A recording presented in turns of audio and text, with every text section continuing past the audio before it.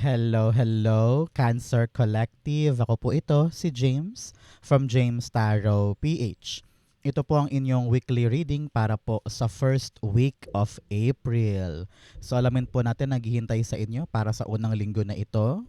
But first, mga mahal kong Cancer, may good news muna ako. Nagbabalik po ang ating isang tanong, isang sagot portion. So kung meron kang pangmalakasang isang tanong, you can ask that at the end of our reading at alamin natin ang sagot sa tanong mo na yan. Okay, so stay tuned for that. So let's begin. Holy Spirit, Spirit Guides, ibigay po natin kay Cancer ang mga mensaheng dapat nilang malaman for the week. Inhale and exhale your cards for today. Beautiful. Siya nga pala mga mahal kong Cancer, thank you po ha sa lahat po ng mga hindi nag-i-skip ng ads, sa lahat po ng mga nagla-like, nagko-comment, and especially sa mga patuloy pong sumusuporta every time na meron po tayong libreng reading para po sa inyo dito sa ating channel. So keep on liking, keep on commenting, and thank you po for not skipping the ads. So, in the background of your reading for today, meron kang the King of Cups. Si King of Cups sinasabi dito, Cancer, ngayong linggo, pinapayuhan ka to just relax. Okay? Huwag mo daw hayaan na yung emosyon mo ay makasira sa yung mood, makasira sa yung diskarte, makasira sa iyong araw, ganyan, no? Make sure na ikaw ay very, very logical, nag-iisip muna, no, bago magsalita, at saka ninilay-nilayan muna ang bawat action before you do it. Okay? Importante ngayon yung kalmado ka, especially no, sa gulo ng paligid ngayon, napakaraming gastusin, napakamahal ng gasolina, ng pamasahe, ng pagkain, ng lahat-lahat. At medyo susubukan ngayong linggong ito ang iyong pasensya, kaya importante cool ka lang, okay? Cool ka lang, everything will be fine, kaya mo yan, okay? Good for you. Especially in your core energy, meron kang the Queen of Pentacles.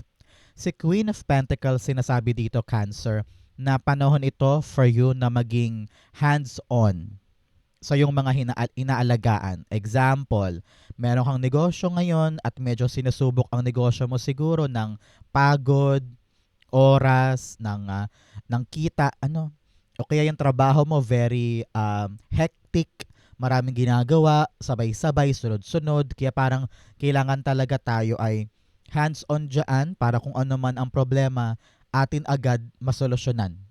Okay? Kung ito man po ay tungkol sa inyong ipon or budgeting ngayong linggong ito, pinapayuhan ka to think smart, Cancer. Okay? Maging matalino sa kung paano mo gagastusin ang kaperahan mo this week, especially marami tayong mga kaliwat ka ng mga gastos na unprecedented or talaga namang hindi maiiwasan. Sa panahon ito to really nurture what you have, take care of what you have, appreciate what you have para alam mo kung paano siya i-value at kung paano siya iingatan. Okay? Queen of Pentacles, you have the Six of Pentacles. Yes, it's all about kayo po na maging maingat sa mga lumalabas at saka pumapasok na kaperahan. Okay, importante to this week. Why?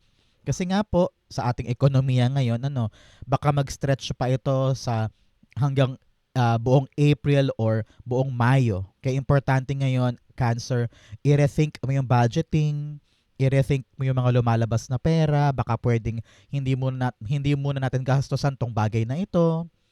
Baka pwedeng bawas-bawasan yung luho or yung pinag-iipunan, siguraduhin intact, no? Because what you give is something na kailangan isipin natin kung anong kukubrahin natin dyan. Okay? Importante ngayon ang magtipid at isipin kung saan dapat ilagak na karapat-dapat yung ating resources. Ganon din sa kuryente, sa gasto, sa baon ng mga anak. Well, bakasyon ngayon, sa mga luho ng mga anak o sa mga balak nilang bilhin, no? Especially tayo po ipapasok sa isang bakasyon, Holy Week ngayon, no? So make sure na what you give is something that is valuable enough para hindi naman sayang at hindi mauwi sa wala. Okay? So mga Cancer, ngayon pong unang linggo ng buwan na ito, ano po yung mga balak mo makuha this week? Katahimikan ba? Peace of mind? Solusyon sa problema? I-comment mo na yan sa baba. Hilingin na natin, no? I-manifest na natin. It will arrive for you. Okay? So write it down now. Okay? In the area of what you need to focus on, meron po kayong the Nine of Pentacles. Yes, it's all about you. Sarili mo, Cancer. Panahon to really think about yung long-term mong kita or long-term mong ipon to make sure na kung ano man yung hawak mo ngayon ay meron kang magagamit or madudukot sa oras na kailanganin mo. Okay? So naririnig ko dito sabi, tama na muna yung unnecessary gastos. Tama na muna yung mga bagay na hindi naman importante ngayon kasi nga marami tayong dapat pagkaabalahan. Marami tayong dapat paglagakan ng perang ito. So importante this time, magtipid. Yung mga luho siguro wag muna. Pero meron ka pa rin namang mga bagay na pwede mong ma-enjoy na hindi kinakailangan gumastos, di ba? So find happiness on not na hindi costly masyado but still enjoy your life and indulge on the things na kayang-kaya mo namang bilhin. Pero importante talaga ngayon yung financial independence and financial stability na dapat meron ka. Okay? The Nine of Pentacles, the Nine of Swords. Okay? Meron kang mga takot ngayon. You have 3 nines here. 999. Talaga namang angel number of pag-release. Sabi dito, pakawalan mo daw Cancer, lahat ng takot, alinlangan, duda, over analyzing, o masyadong pag-iisip or super stress pagdating sa kaperahan mo. Alam ko na nakaka-stress ngayon yung mga nangyayari, no? Pagdating sa ating ekonomiya, pagdating sa kaperahan, pagdating sa mga gastusin. Pero sinasabi dito na kung meron ka naman pang iyo, I think you're far better off naman. Huwag ka na masyadong mag-alala, no? Importante dito, kumikilos ka, gumagalaw ka, you're very productive, very cautious ka din and aware sa mga dapat mong ayusin, sa mga dapat mong tipirin, sa mga dapat mong pagkaabalahan. Alam ko na may mga issues ka rin iniisip ngayon. Halimbawa, paano na next month? Paano na yung trabaho ko? Paano na yung pamasahe ko? Paano na yung ganito? Alam ko marami kang mga questions na ganyan at inaalala. Pero sinasabi dito ng yung spirit guides, always trust God. Okay? Lagi mo sabihin, I'm protected, I am loved, God is with me, my spirit guides and angel guides are with me. Kung ano man tong mga balak ko for myself, kaya-kaya ko tong makuha. Gagawa ng paraan si God. Okay? Yun na lang isipin natin today so that malusaw itong mga iniisip mo, magtiwala ka, everything will be fine. Kaya importante, kalma lang, mag-relax ka lang para magkaroon ng katiwasayan ang buhay mo this week. Okay? So, mga Cancer, saan po kayo nanonood ng ating reading for today? Comment down below. And ano yung balak mo this summer? Uuwi ka ba ng Pilipinas, ng probinsya? Ano yung vacation plans mo? Comment lang po kayo sa baba. Babasahin ko po yan. In the area of what you need, meron kang the Sun card. Si Sun card dito, ang kailangan mo daw to be out and about. No? Enjoy the sun, enjoy your surroundings. Panahon to para piliin. No? Piliin. Alam ko na medyo mahirap pero piliin mong maging masaya. Piliin mong i-enjoy yung meron ka. Piliin mong i-enjoy yung appreciation sa buhay mo. No? Ngayon, while we're talking, tignan mo yung paligid mo, Cancer. Tignan mo mabuti. Alin ba dyan yung mga pinagpapasalamat mo na meron ka ngayon? At alin ba yung mga bagay na hindi mo naman hiniling pero binigay sa'yo? No? So look around you and appreciate what you have para mag-enjoy ka, magbago, mag-shift yung iyong perspektibo sa mga nangyayaring gulo. Kasi kakalma ka pag ganun. Kakalma ka kapag na-appreciate mo yung mga bagay na meron ka and you will realize na I am blessed more than I imagined.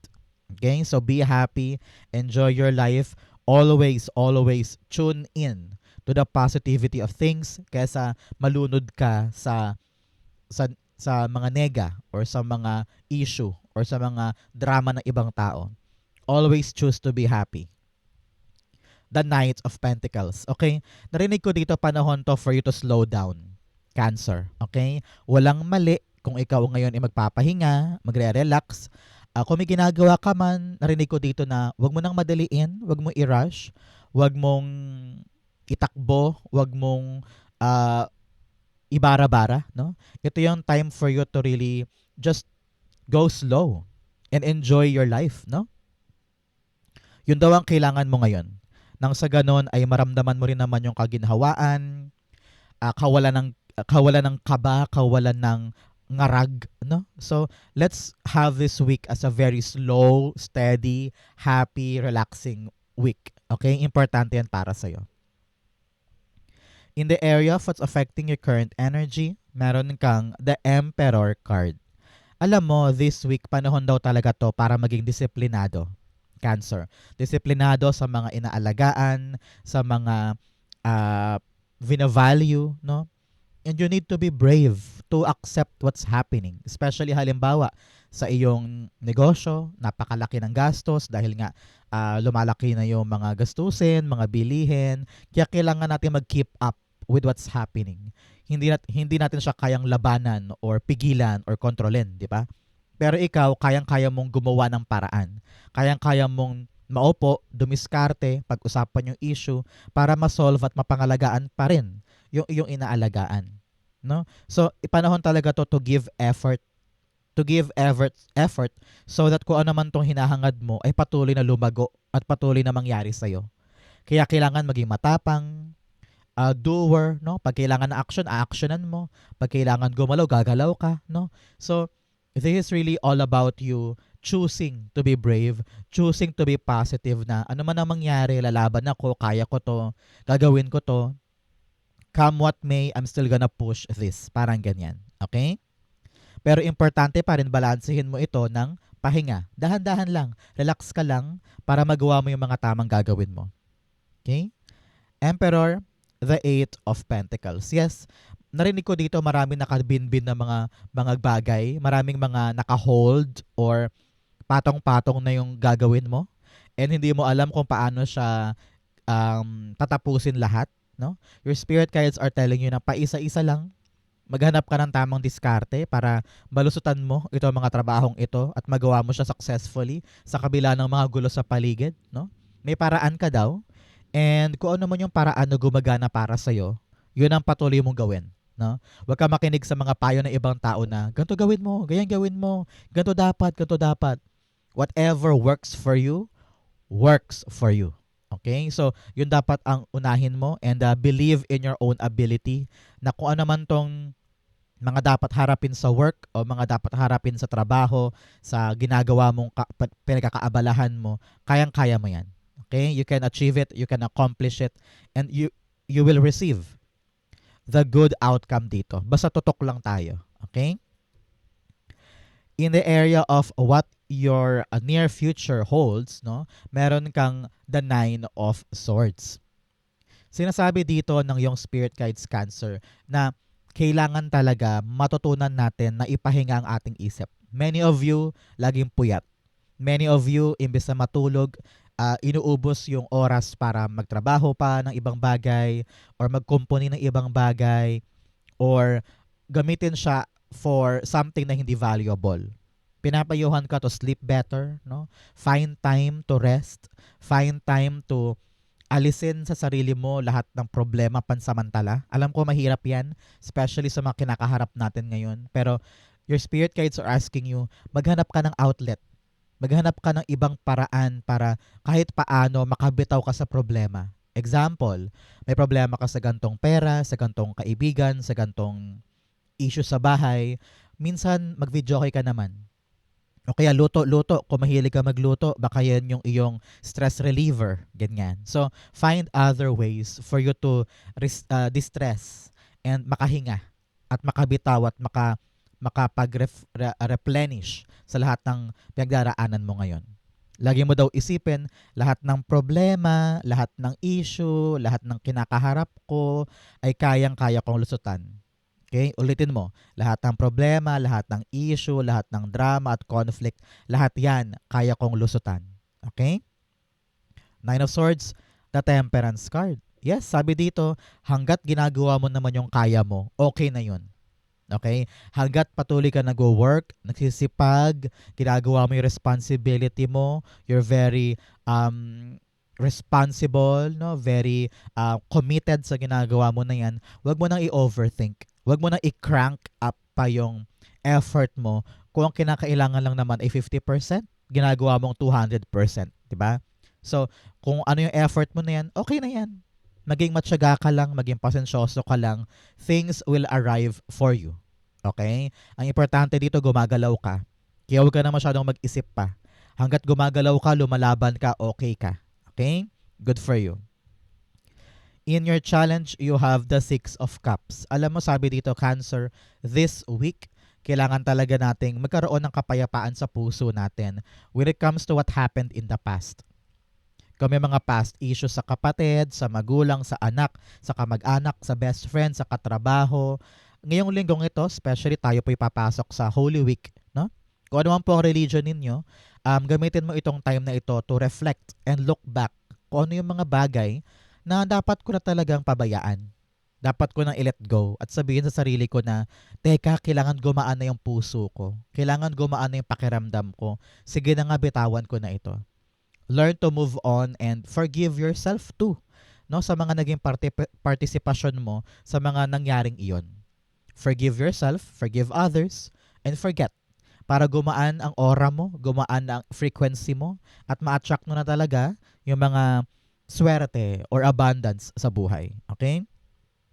Six of Cups, the Ten of Swords. Yes, narinig ko talaga dito, nahihirapan ka pang bumangon or bumawi, nahihirapan ka pang sumuong, no? Lagi mo iniisip na baka forever na ako dito, baka hanggang dito lang talaga yung buhay ko o yung status ng life ko, baka hindi ko na kayang baguhin pa ito, no? Pero pinapayuhan ka na maniwala ulit. Cancer. Manilig.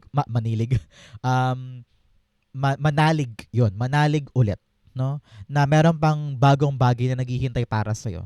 This is really triumph over obstacle. Kayang-kaya mo daw ipanalo yung laban sa obstacle mo.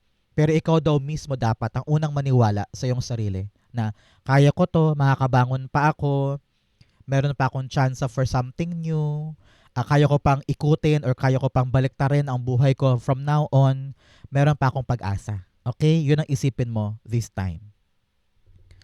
In your fortune, the answers are within taking shelter. Sabi dito, lahat ng inaalala mo, lahat ng pinoproblema mo, sabi dito, kayang-kaya mong solusyonan. Nasa sa loob mo daw yung sagot sa mga tanong mo. So, do not wander around. Do not find things sa mga bagay na hindi naman kahanap-hanap doon. Kumbaga, nasa sayo daw yung kasagutan sa lahat. Alam mo kung ano yung mga gusto mong gawin. Alam mo kung ano yung dapat mong gawin. At alam mo rin kung ano yung magpapaligaya sa'yo. Kaya importante ngayong linggong ito, slow down para dumating sa'yo yung mga sagot. Okay? In your fortune, you have the Four of Swords. Yes, talagang ito yung linggo ng pahinga. Ano? Kunin mo itong linggong ito to recharge, replenish, to think clearly, no? Kasi kapag aligaga ka, trabaho, lalo kang hindi makakapag-isip ng tama. Kaya pag meron kang time para magpahinga this week, alam ko iba-iba naman tayo ng trabaho, iba-iba tayo ng buhay, no? Pero kung meron kang oras or araw na talaga namang may panahon ka para magpahinga, kunin mo yan. Kailangan mo to ngayon. Okay? Ito yung regalo sa'yo ni God. The Four of Swords, the Five of Pentacles. Okay. Meron pang isang message. Sabi dito, yung pinoproblema mo, makakapagpahinga ka na rin dahil meron darating na tulong para i-assist ka, para makawala ka sa struggle na yan. So sabi dito, merong ending ang struggle mo ngayon. And struggle sa pera, sa trabaho, sa pagod, sa issue. May kinakaharap ang issue ngayon. Makakaasa ka na yung tulong na darating ay magpapahupa ng mga takot mo at magpapahinto ng struggle na ito. So congrats. Struggle is over. Mapapanatag ka na rin. Okay, congrats po. Kaya kunin mo na yung mga tulog-tulog na yan at pahinga. Kailangan mo yan. Okay? In your divine messages, the energy is gaining momentum. Bumibilis na daw, gumaganda na, no? Alam ko na sinabihan kita to slow down and enjoy your life. Ingredient 'yan para mag-gain ng momentum. Kasi kapag pagod na pagod ka, overwork, burnout, babagal to. So kapag nagpahinga, kapag nagbagal-bagal or nag-relax, talaga namang doon magsimulang umikot ang tama yung energy para sa'yo. Okay? Importante yan. In your divine messages, you have the death card. Meron kang mga bagay sa buhay mo na dapat mo nang tapusin, hintuan, tigilan para makabuti para sa'yo. Example, this week, tigilan na natin yung pagbabasa ng GC ng mga kaibigan nating puro chismisan at drama lamang ang ginagawa. Turn off mo yan, i-end mo na yan para makatulong sa'yo sa peace of mind mo. O kaya sa trabaho, imbes na makipag-engage sa mga may hirap na bagay, I'm just gonna focus on myself. Mga ganyan. O kaya yung maling paghawak ng pera, yung maling pag-iisip tungkol sa mga ipon mo, kailangan putulin para maitama mo at para magkaroon ka na mas matiwasay, mas maayos na buhay moving forward. So think about what you need to end this week, Cancer. Nang sa ganon, magkaroon tayo ng matiwasay na pagpasok ng Abril. Death card, the Six of Cups. Meron kang 6 here. Tinatawag ka talaga to reflect on the past para makita mo kung ano yung kaputol-putol na. Ano rin yung mga bagay na dapat ko nang tigilan, dapat ko nang i-improve or i-transform. Example, this week na-realize mo na, ay dapat pala baguhin ko na yung budget plans ko. O kaya, this week pala dapat ko nang baguhin kung paano ko view ang aking future or ang aking mga retirement plan, mga ganyan. So, whatever happened in the past, snip-snip, putol-putol kung ano yung mali para magkaroon tayo ng transformation. Okay? Outcome mo ito, bigyan mo na kita ng fortune cards. You have Dolphin, financial gain, usually coming from something you did in the past. Meron daw pong bagay or kaperahan na darating sa buhay mo this time na tinrabaho mo before. So congrats po. Darating na yung kaperahan dyan, hindi na nakabinbin. Makukuha mo na daw. You also have both money or property through an inheritance, winning or windfall. Talaga naman po may darating na kaching-kaching, maaring sagot ito sa lahat ng mga pinoproblema mo sa kaperahan. Congrats po. You also have June. Mga Cancer dyan. Sa June daw po, meron kayong milestone or magandang balita. Antabayanan natin. Congrats po. You also have a ladder climbing towards success. Paangat ka na daw. Kaya importante talaga ngayon to relax, recharge, rethink, reevaluate, transform para talagang dire-diretso ang pag-akyat mo. Okay? Congrats po. Ang outcome ni Cancer for the first week of April, you have the 8 of Swords. Okay, nasa tamang direksyon ka daw. Itong pahinga, itong slowing down, itong pagbantay sa iyong kapirahan, pagbantay sa iyong material wealth, at pag-alis sa mga labi sa pag-iisip patungkol sa iyong mga buhay, pagdating sa iyong trabaho.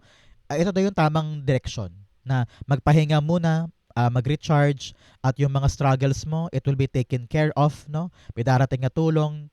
Kaya panahon to for you to relax and not budge pagdating sa mga bagay na nagpapatrigger sa'yo.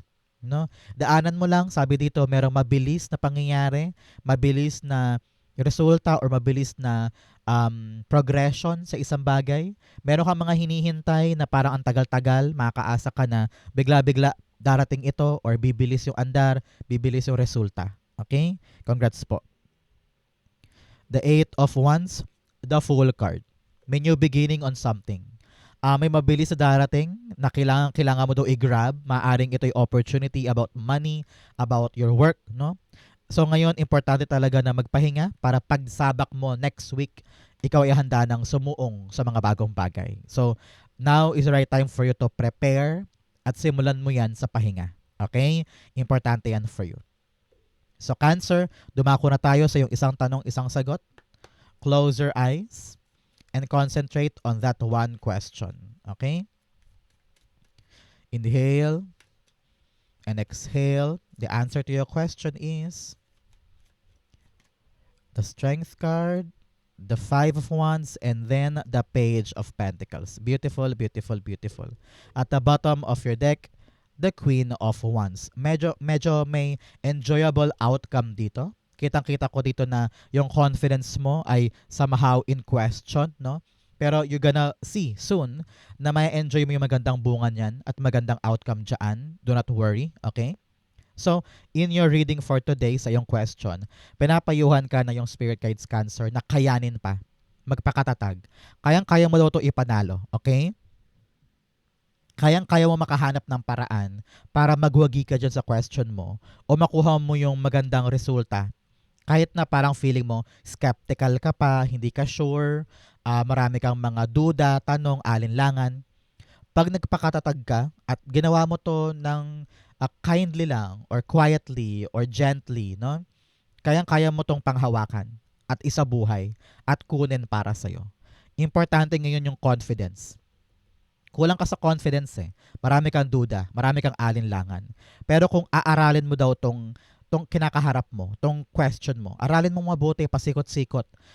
Parang isipin mo kung ano ba yung mga iba pang paraan para ma-accomplish ko ito. Kapag natumbok mo 'yun, panalo ka, okey? Kaya do not quit now. Narinig ko, do not quit now. Kaya mo 'yan, idiretso mo, pero 'wag mong papuwersahin, dahan-dahan lang. 'Wag mong bibiglain, 'wag mong ira-rush 'no, because we need to cultivate the right way or the right solution or the right diskarte para maipanalo 'yan. Hindi puwedeng confused, hindi puwedeng paiba-iba. Kailangan talaga planuhin 'to ng plantsado, alamin mong mabuti kung ano yung iba't ibang aspeto niyan 'no, para alam mo yung gagalawan mo at makuha mo yung tagumpay at ma-enjoy mo yung outcome. Okay? The answer is a resounding yes. Yes na yes. Pero yung yes na yan ay mangyayari lamang kung paghahandaan, titibay ka, pagtiyatsagaan mo at aaralin mo. Doon ito magiging factor para sa iyong panalo. Okay? Just study it first. Pag-aralan mabuti ang bawat paligid para magawa mo siya ng matagumpay. Okay? Kung love life man yan, ako, sinasabi dito na tignan mabuti. Araling mabuti. Kung trabaho to o career, kailangan talaga step by step ay ating binubusisi. Okay? Kayang-kaya mo yung ipanalo, magpakatibay ka lang. Okay? So Cancer, yan po ang inyong isang tanong, isang sagot. Ganon din po ang inyong first week of April reading. Comment lang po kayo below. Babasahin ko po ang inyong mga messages kung nakarelate ka. Okay? Thank you, Holy Spirit, Spirit Guides, for the clarity and messages na dapat malaman ng mga Cancer today. Thank you po ha for watching hanggang dulo. I love you. This has been James for James Taro PH. God bless everybody.